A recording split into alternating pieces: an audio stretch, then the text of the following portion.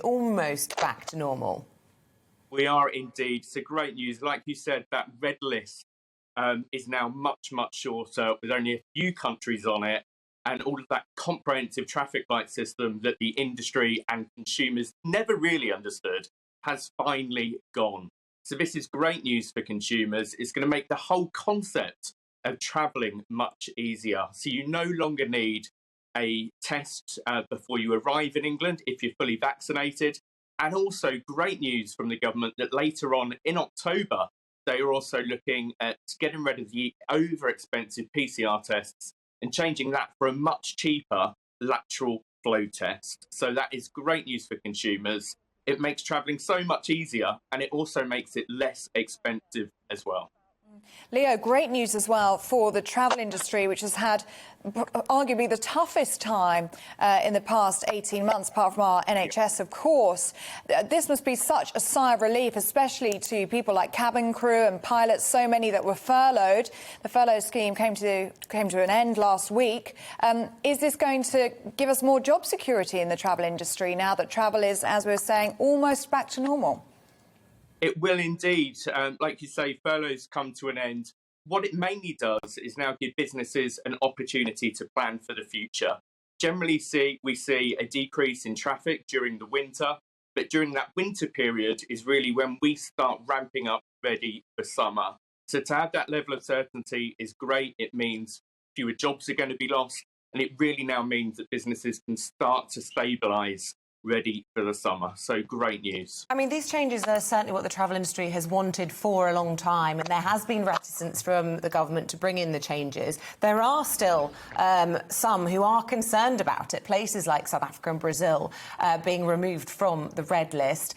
There is always, of course, the caveat that some might still be added back onto it at short notice. So travel's not going to be exactly back to pre-pandemic levels. And, of course, there will be those airlines, those travel companies who just simply won't be able to make the gains, even though the rules have changed in their favour, suffering the losses that they have of the last 18 months. Yeah. You know, and I don't think we've seen the impact of that on the industry yet. My view is, I think it is going to be survival of the fittest. So I think a lot of businesses are going to have their models absolutely tested. So, smaller businesses that have lost a lot of income are really going to struggle. We've only just started seeing the impact of that over the past week or so. So it is a difficult time. We've got a long road ahead, but this is a little bit of light at the end of the tunnel that we've been waiting for. And sorry, just on that point, I suppose that means that ultimately, we could well see, as many companies struggle, prices going up for consumers because, we've just reached a stage in the UK where travel's fairly accessible to people of all backgrounds, but it may well become a preserve of the middle classes again if it becomes unaffordable. Yeah, we haven't seen a big price increase at the moment, so we hope that continues. But absolutely, I think all businesses are going to be doing what they can to try and reclaim some of the losses back. So our advice is, book ahead for a consumer point of view if you want to go on holiday, and then absolutely get booking now for the future. But like I say, we haven't seen a price increase across the industry yet. So we hope that continues to stay the same. Leo, what are we seeing in terms of sales? Isabel and I were just talking a little bit earlier. We both booked our winter breaks. Obviously, we've missed the summer season, but I know a lot of good for us, yeah.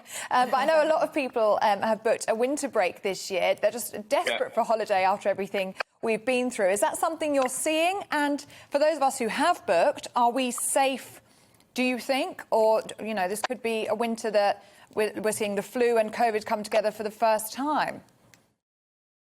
Absolutely. I booked as well to the Maldives. There's some great deals to be had. And my advice to all travellers is, make sure you get the right insurance, get that extra comfort if you want it, but don't let it stop you booking. I think travelling now, it's almost like a passport. You check your expiry date on your passport before you travel. You've got to make sure that you're following the new FCDO guidelines to make sure that you've got everything in place that's needed and the right tests. We're seeing still a lot of people turn up in airports just not prepared, that aren't able to travel. So absolutely get prepared. make sure you get the right insurance, and also make sure you get the FCDO website as well for your return flights. And just make sure you're more prepared than ever, but don't let it put you off travelling. Welcome to the GB News YouTube channel. You can watch us live 24 hours a day, catch up on your favourite shows, and join in the conversation in the comments below. Don't forget to subscribe and you'll never miss any of our exclusive content.